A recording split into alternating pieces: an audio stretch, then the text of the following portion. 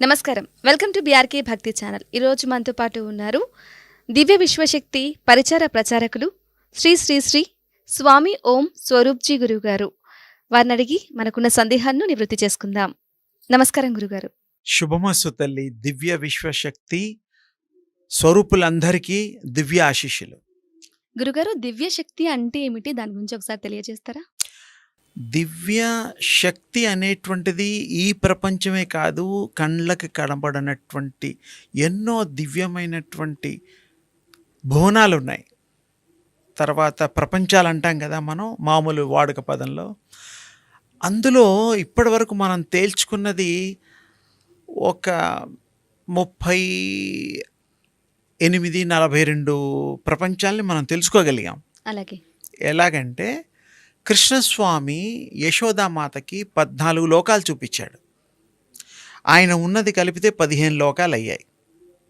గాయత్రి మంత్రంలో 24 అక్షరాలు ఉంటాయి. దాంట్లో 24 లోకాలు యొక్క అంటే లోకములు అంటే ఇంకా ఇప్పుడు సైంటిఫిక్గా గనక చెప్పదలుచుకుంటే డైమెన్షన్స్ అంటాం. అలాగే గురుగారు. 3 డైమెన్షన్ 2 డైమెన్షన్స్ ఎలా ఉన్నాయో ఇప్పుడు 3 డైమెన్షన్లో మనం ఈ ప్రపంచంలో ఉన్నాం. 4th and 5th dimensions Germany, America వాళ్ళు కనుక్కుంటున్నారు. ఇది చాలా గొప్ప మార్పు కనుక్కోవడం. ఆల్రెడీ మన పూర్వీకులు ఎప్పుడో ఒక 1,00,000 సంవత్సరాలు పైబడి ఋషులు, మునులు, మహిమాన్వితులు అందరూ కనుక్కోవడం జరిగింది. అందుకోసమే కృష్ణస్వామి మనకు 15 లోకాలు చూపించగలిగారు.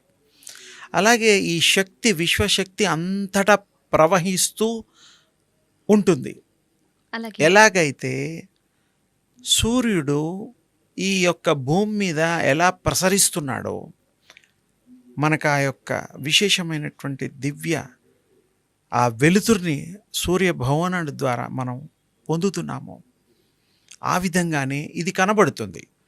కనబడనిదే శక్తి. కళ్ళకి కనబడకుండా ప్రవహించేదే శక్తి ప్రవాహము. ఆ శక్తి ప్రవాహము చూడొచ్చా? చూడొచ్చు. అనుభవించొచ్చా? అనుభవించవచ్చు. పొందొచ్చా? పొందొచ్చు. ఎలా?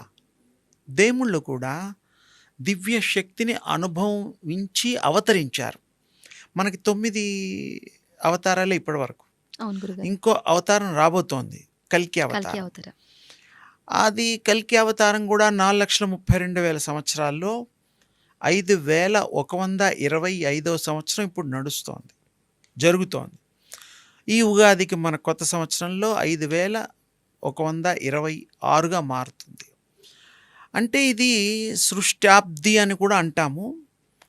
అయితే ఇక్కడ విశేషం ఏమిటంటే 200 కోట్ల సంవత్సరాలు దరిదాపు అవుతోంది ఈ సృష్టి మొదలై. మీరు నేను ఉన్న సృష్టి మొదలై 200 కోట్ల సంవత్సరాలు దరిదాపు. ప్రతి పంచాంగంలో కూడా మీరు గనక 3వ పేజీ 4వ పేజీలో చూస్తే సృష్టాబ్ది అని ఉంటుంది. అందులో నేను చెప్పినది అక్కడ ఉంటుంది, చూడొచ్చు. ఇది రహస్యం కాదు. కానీ మనం 4 యుగాలు, త్రేతాయుగం, ద్వాపరయుగం, ఇవి కలియుగం, ఇవన్నీ ఏదో చెప్పుకుంటున్నాం. ఎన్ని చెప్పుకున్నా, ఎన్ని యుగాలైనా మనకి విశ్వశక్తి అనేటువంటిది అప్పుడు ఉంది, ఇప్పుడు ఉంటుంది, ఎప్పుడు ఉంటుంది. శక్తి అనేది ఎప్పుడు ఉంటుంది. శక్తిని గుర్తించడానికి మనుషులు ప్రయత్నం చేస్తే తప్పకుండా మీకు తెలుస్తుంది. ఎలాగైతే సూర్యుడి యొక్క కిరణాలు మన మీద వెదజల్లుతున్నాడో, ప్రసరిస్తున్నాడో, ఆ మాదిరిగా దివ్య శక్తి కూడా మీరు మామూలుగా గుళ్ళల్లో భగవంతుడు, అమ్మవార్లు, అయ్యవార్లు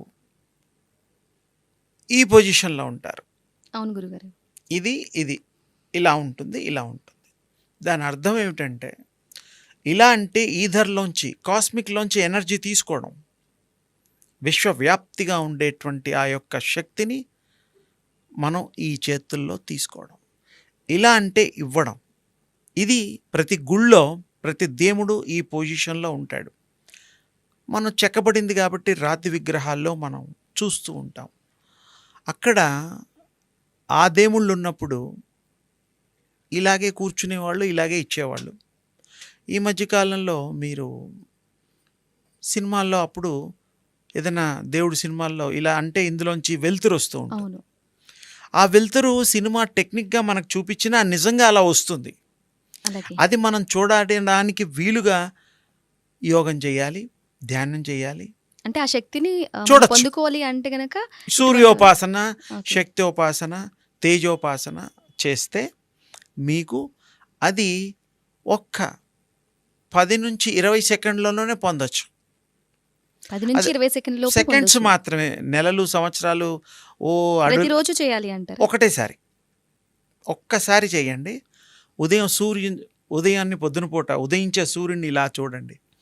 ఇలా చూస్తే ఆ వెలుతురు మీకు కనపడుతుంది. తీక్షణంగా ఉండదు. కళ్ళకి చల్లగా బానే ఉంటుంది. వెలుతురు ఎక్కువగా ఉండదు. కళ్ళు చూడలేనంత స్థితి ఉండవు. చూడగలం. ఇలా చూడండి. అక్కడే మూసుకోండి కళ్ళు. Same place. ఆ చూసినది బింబంలాగా ఈ 2 కళ్ళలో కనపడుతుంది. కనపడ్డది 1.5 అవర్స్ మీకు అది కంటిన్యూ క్యారీ అవుతుంది. అంటే మీకు అది గుర్తొస్తూ ఉంటుంది. కళ్ళు మూసుకోగానే చూడగలుగుతారు. ఆ రిప్లికా ఆ యొక్క గుర్తు మీ మెమరీలోకి వెళ్ళిపోతుంది. క్లిక్ బంధించొచ్చు. చేయొచ్చు, బంధించొచ్చు. ఇప్పుడు మనకుండే ఈ సాధనాల్లో ఒక లెవెల్ ఆఫ్ వరకు రీచ్ అవ్వగలుగుతుంది. తర్వాత కాదు. ఈ కళ్ళు విశ్వాన్ని క్యాప్చర్ చేయగలుగుతుంది. దేవుళ్ళ ప్రతిమలను క్యాప్చర్ చేయగల ప్రతిదీ వాట్ నాట్. అయితే ఆ దివ్య శక్తిని కూడా ఇది చూడగలుగుతుంది, అనుభవించగలుగుతుంది, తప్పకుండా పొందగలుగుతుంది. ఎవరైనా పొందుకోవచ్చు అంటారా? ఎవరైనా ప్రపంచంలో మానవులు స్త్రీ పురుష వయోవృద్ధ భేదం లేకుండా అందరికీ సాధ్యమే. కానీ ప్రాక్టీసెస్ చేయాలా? సాధన అనేది ముఖ్యమంటారు. సాధన అంటే మరి మీకు తెలియాలి కదా. అడ్రస్ తెలియకుండా పోతామా? పోలేం. అవును. అడ్రస్ కావాలి కంపల్సరీ. ఫోన్ నంబర్ లేకుండా ఫోన్ చేయలేం. మనిషిని చూడాలంటే ఫోటో ఉండాలి గుర్తుపట్టడానికి, లేకపోతే గుర్తుపట్టలేము. అలాగే ఇది మనకి ప్రత్యక్ష దైవము సూర్య భగవానుడు. ఇలా పైకి గుళ్ళల్లో వెళ్లకుండా, క్యూలల్లో స్పెషల్ టికెట్ దర్శనాలు లేకుండా, ఎక్కడ ఉన్నవాళ్ళు అక్కడ రోడ్ల మీద క్రాస్ అవుతున్నా సరే, పార్కులో కానీ ఇళ్లల్లో కానీ ఇలా పైకెత్తితే ఆ దివ్యమంగళ స్వరూపం దివ్యశక్తి అనేది ఉంటుంది. శక్తిని, అంటే శక్తి కలిగిన ఆ సూర్య భగవానుని దండం పెట్టుకోవచ్చు. ఆయన ప్రత్యక్ష దైవము. గుళ్ళక్కర్లా, సూర్య టెంపుల్స్ ఉన్నాయి. కానీ ఏంటంటే సెకండ్స్లో మనం without rush, without any pressure చూడగలుగుతాం. అలాగే ఆ సూర్యుడిని చూసినటువంటి ఆ బింబములు మన కళ్ళల్లో ఆ యొక్క మెమరీలో ఫిక్స్ అయిపోతాయి ఈ యొక్క కళ్ళ సహాయంతో. అప్పుడు కళ్ళు మూసినా తెరిచినా మీరు చూసిన ప్రతిబింబాలు కనబడతాయి. అది కంటిన్యూగా కనుక మీరు ప్రాక్టీస్ చేస్తే అప్పుడు మీకు అది దివ్య శక్తి అనుసంధానం జరిగి ట్యాప్ అవుతుంది. అలాగే. మీరు క్యాచ్ చేయగలుగుతారు. మీరు ఎక్కడైనా చేయొచ్చు, ఇంట్లో చేయొచ్చు, బయట చేయొచ్చు, కార్లో చేయొచ్చు. కానీ పీస్ఫుల్ ఉండేటువంటి టైంలో చేస్తే. నియమం ఉంటుందా గురుగారు? ఈ టైం నియమాలు నుంచి ఈ కూడా టైం వరకు? అంటే పొద్దున పూట ఒక్కసారి మీరు చూసింది మళ్ళీ మీరు అసలు సూర్య దర్శనాలు అవసరమే లేదు. ఉదయం పూట ఒక్కసారి చూడండి. లైఫ్ లాంగ్ మీరు ఆ ప్రాక్టీస్ చేయొచ్చు. ప్రాక్టీస్ చేస్తే మీరు పర్ఫెక్ట్ అవుతారు, ఆ శక్తిని పొందుతారు, మీరు దివ్య స్వరూపులు అవుతారు, దివ్య శక్తి మంతులు అవుతారు. ప్రయోజనాలు కూడా పొందుకుంటామా గురువు? అసలు మీరే భగవత్ స్వరూపులు అయినప్పుడు మీకు ఏం కావాలంటే అది వస్తుంది. ఎవరైనా చెబితే వినలేదనుకోండి, మీరు చెప్తే వింటారు. పరీక్షలు రాయాలనుకోండి, మీరు ఏకాగ్రతతో రాయగలుగుతారు, పాస్ అవ్వగలుగుతారు, ఇంటర్వ్యూలో ఉద్యోగం వస్తుంది. వ్యాపారం చేస్తున్నారనుకోండి, మంచిగా నడుస్తుంది, మంచిగా వృద్ధిలోకి వస్తుంది. ఏదైనా కూడా వాట్ నాట్, మీకు ఏది కావాల్సి అది వస్తుంది. ఎప్పుడు ప్రాక్టీసెస్ అన్నీ అయిపోయిన తర్వాత సక్సెస్ఫుల్గా కంప్లీట్ చేసి మీరు శక్తివంతులు అయిన తర్వాత ఇవన్నీ జరుగుతాయి. అంటే మనకి ఏం కావాలో అది పొందుకోగలుగుతాం. పొందొచ్చు, మీరు అడగచ్చు, విశ్వంతో కనెక్ట్ అవ్వచ్చు. అలాగే. అదేంటంటే ముందల మీరు ప్రాక్టీస్ చేయాలి. ఉమ్. ప్రాక్టీస్ చేయకుండా ఏమి చేయలేము. మీకు తెలిసిన విషయాలు ఏది రాదు. అందుకని బెస్ట్ ప్రాక్టీసెస్ చేయండి. దీంట్లో మంత్రం కలిపి చేయొచ్చు, మంత్రం లేకుండా చేయొచ్చు. మంత్రం కలిపి అయితే మంత్రం ఒకసారి మంత్రం అంటే సూర్య భగవానుడికి సంబంధించింది మంత్రాలు, మీకు ఇష్టం వచ్చిన దేవుళ్ళ మంత్రాలు కూడా చేసుకోవచ్చు, మానసికంగా చేయొచ్చు.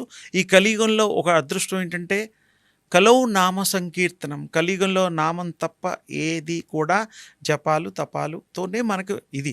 అప్పుడు ఏంటంటే పూజలు అవి ఇవి పెద్ద హడావుడి ఉండేది. ఇప్పుడు మీరు తలుచుకోవడంతోనే ఆ విశ్వశక్తి మీకు అనుసంధానం అయిపోతుంది, చెయ్యొచ్చు. కానీ ప్రాక్టీసెస్ చేసిన తర్వాత, పొందిన తర్వాత ఇవన్నీ జరుగుతాయి. పొందకముందు జరగవనేటువంటిది నేను విడిగా చెప్పక్కర్లా. ఆ దివ్యశక్తిని మీరు ఆస్వాదించొచ్చు, అనుభవించొచ్చు. ఒక్కసారి అది పొంది సాధన ఎప్పుడు ఉంటుంది. ఎప్పుడైతే ఫర్ ఎగ్జాంపుల్ డ్రైవింగ్ నేర్చుకుంటాము, మీకు ఒక బండి, కారు ఏదో డ్రైవింగ్ వచ్చు, వస్తే ఏ కారైనా నడపచ్చు, బేసిక్ వచ్చేస్తుంది. స్విమ్మింగ్ చేస్తాము, ఒకసారి మీకు స్విమ్మింగ్ వచ్చిన తర్వాత 5 సముద్రాల్లో పడేస్తే ఏ సముద్రం అయినా ఈదుకుంటూ ఒడ్డు చేరుకుంటారు. సింపుల్. అంటే మీకు రావడం ముఖ్యం. విద్య, చదువు ఓసారి వచ్చిన తర్వాత మీకు జ్ఞానవంతులు అవుతారు, ఉద్యోగాలు దొరుకుతాయి, సర్వము మీ చేతిలో ఉంటుంది. అందుకని ఇవి ఎంత తేలిక అంటే ఇది చూడడం ఏమీ లేదు. మిమ్మల్ని మీరు ఇంట్రెస్ట్గా ఆ దివ్యోపాసన చేయండి.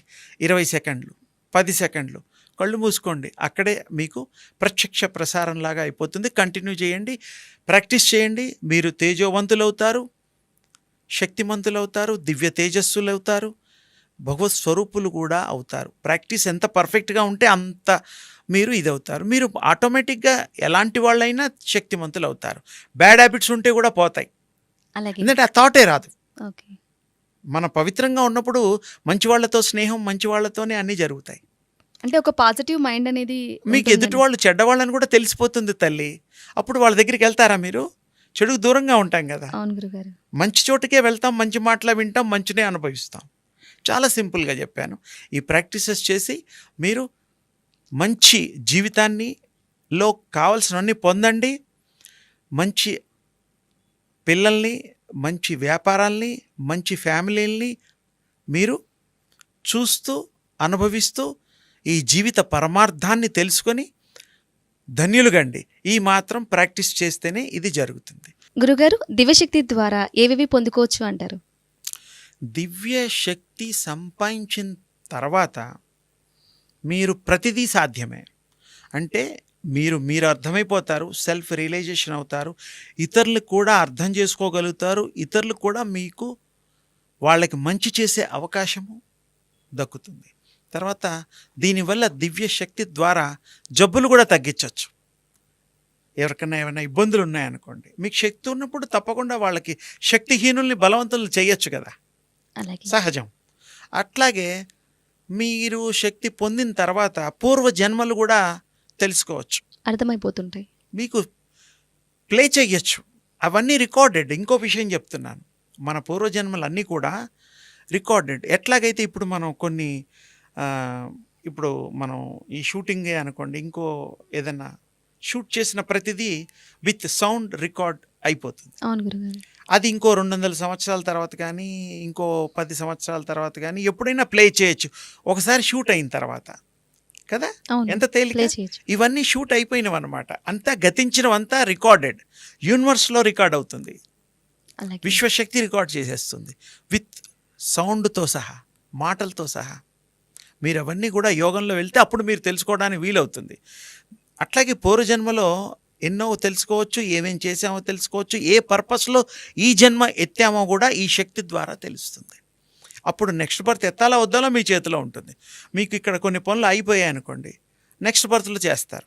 పూర్వజన్మలో ఈ బర్త్ వచ్చిందంటేనే పూర్వజన్మలో మీరు కావాల్సిన కార్యక్రమాలు కొన్ని మిగిలిపోయాయి. అందుకని ఇప్పుడు చేయడం కోసం, కంప్లీట్ చేయడం కోసం ఈ బర్త్ కంప్లీట్ చేసుకోవడం మీ చేతిలో ఉన్నట్టు అర్థమైపోయింది. నెక్స్ట్ బర్త్ అనేటువంటిది మన చేతిలోనే ఉంటుంది. కావాలా వద్దా మీరే నిర్ణయించుకొని, మళ్ళీ జన్మ ఎత్తాలా లేదా కూడా మీ చేతిలోనే ఉంటుంది. ఇది సహజం. ఇది మన పూర్వీకులు ఎంతోమంది ఈ దివ్యశక్తిని సంపాదించి వాళ్ళు దివ్య లోకాల్లో కూడా సంచరిస్తూ, ఆత్మలోకాల్లో సంచరిస్తూ ఉన్నాయి. ఇప్పటికీ తేజోలోకాలు ఉన్నాయి, తర్వాత పితృలోకాలు ఉన్నాయి, మరి ఆత్మలోకాలు ఉన్నాయి, ఎన్నో ఉన్నాయి, లెక్కకు మించిన లోకాలు ఉన్నాయి. ఇప్పుడు మనం సంవత్సరానికి ఒకసారి కూడా పితృదేవులకి మనం పిండ ప్రదానాలు చేస్తాం. వాళ్ళు లేరంటే మనం చేయలేం కదా.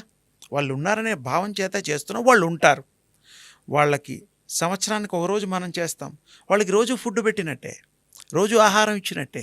అది ఇంకొక ఆశ్చర్యం. అందుకని ఇలాంటి చాలా విశేషమైనటువంటివి మీరు శోధన చేయొచ్చు, పరిశోధించవచ్చు, తెలుసుకోవచ్చు. ఆ దివ్యశక్తి అనుభవాలు కోకొల్లలు. ఇవన్నీ ప్రాక్టీస్ చేసిన తర్వాతే మీకు కలుగుతుంది. ఇతరుల్ని మార్చచ్చు, మీరు మార్చచ్చు, సమాజాన్ని మంచి దోవలో పెట్టచ్చు.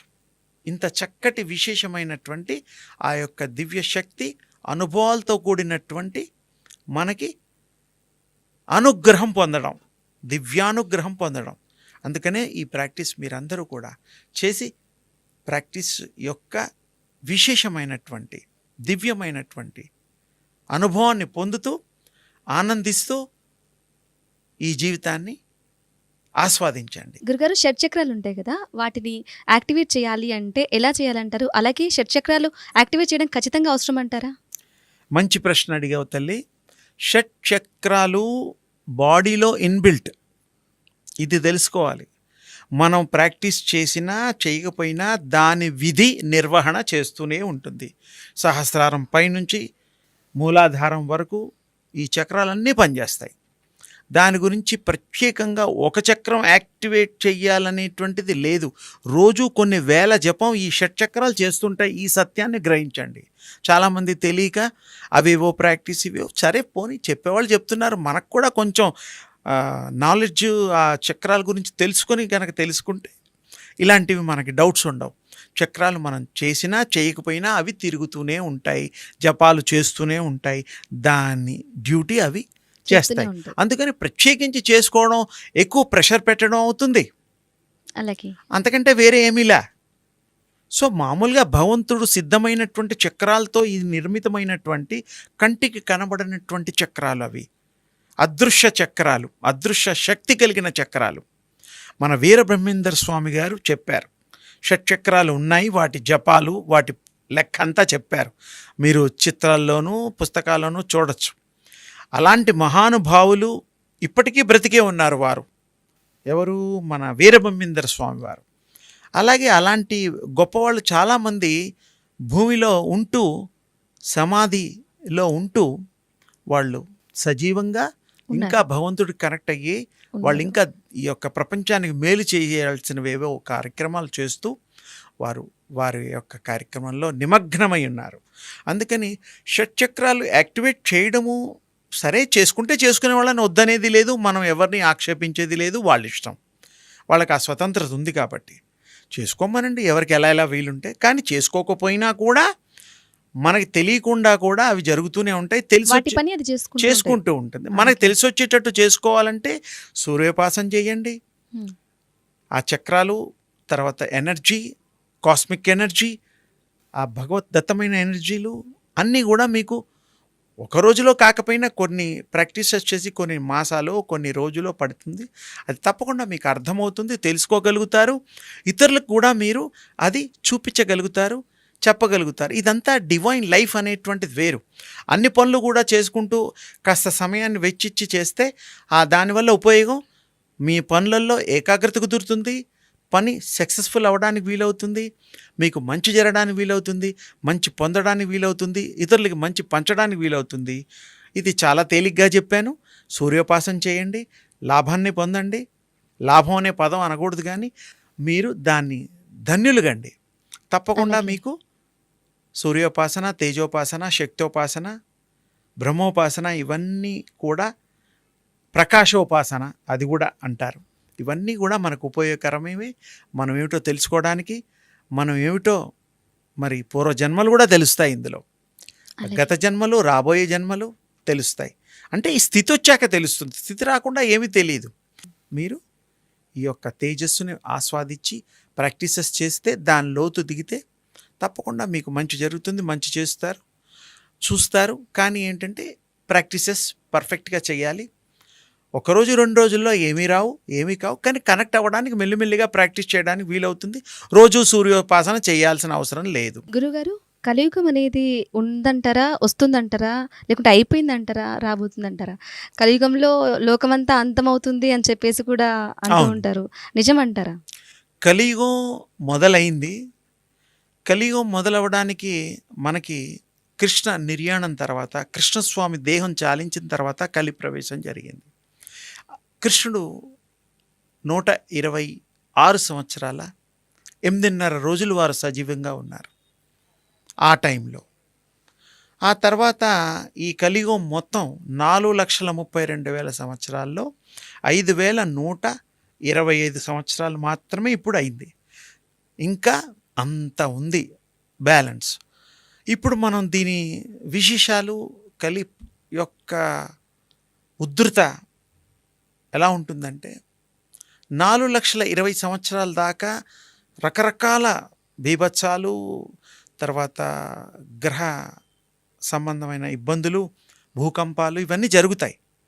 కానీ అప్పుడు కలి వచ్చే 10,000 సంవత్సరాల ముందర ఏం జరుగుతుందంటే మనుషులు చిన్నవాళ్ళుగా పుడతారు. ఇప్పుడు 6 అడుగులు ఉన్నారు కదా, అవును గురుగారు. అప్పుడు ఒక 1.5 ఫీట్ 1.5 ఫీట్కి అయిపోతారు. స్త్రీలు తగ్గిపోతారు.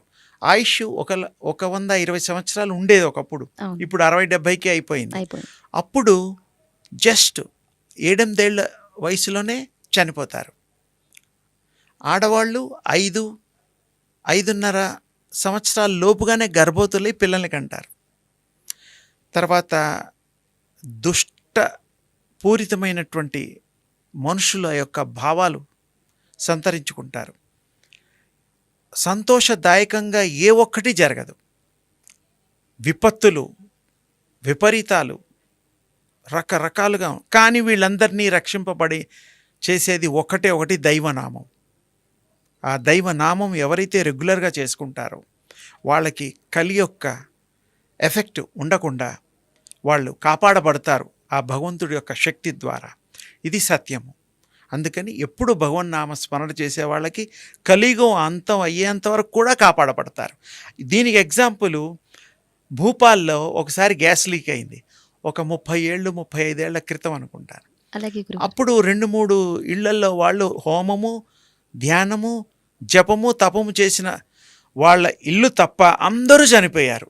ఇది అందరికీ తెలిసిన విషయం చెప్తే తొందరగా రీచ్ అవుతుందనే విషయం చెప్తున్నాను. భూపాల్ గ్యాస్ లీక్ అంటారు దీన్ని. అలాగే గురుగారు. అక్కడ జపము తపము చేసుకున్న వాళ్ళు తప్ప మిగతా వాళ్ళందరూ చనిపోయారమ్మా. అది ప్రత్యక్ష ఉదాహరణ. కలియుగంలో మనం బ్రతికి ఉండడంకి నిదర్శనం ఇది. ఉంటామనడానికి ఇది సద్దర్శనం. ఇది కొంతమంది ఏమంటుంటారంటే ఇప్పుడు అన్ని ప్రపంచంలో అన్ని యుద్ధాలు అనేది వింటూ ఉన్నాం, యుద్ధాలు జరుగుతున్నాయి కొన్ని ప్రదేశాల్లో, ఇంకా అంతమైపోతుంది ప్రపంచం అన్నట్లుగా కూడా అంటే కొంచెం యుద్ధాలు అవుతాయి. మాట్లాడుతున్నారు. 3వ ప్రపంచ యుద్ధం, 2వ ప్రపంచ యుద్ధం ఇవన్నీ మనం చూసినా మనుషులు కంప్లీట్గా ఎండ్ కారు.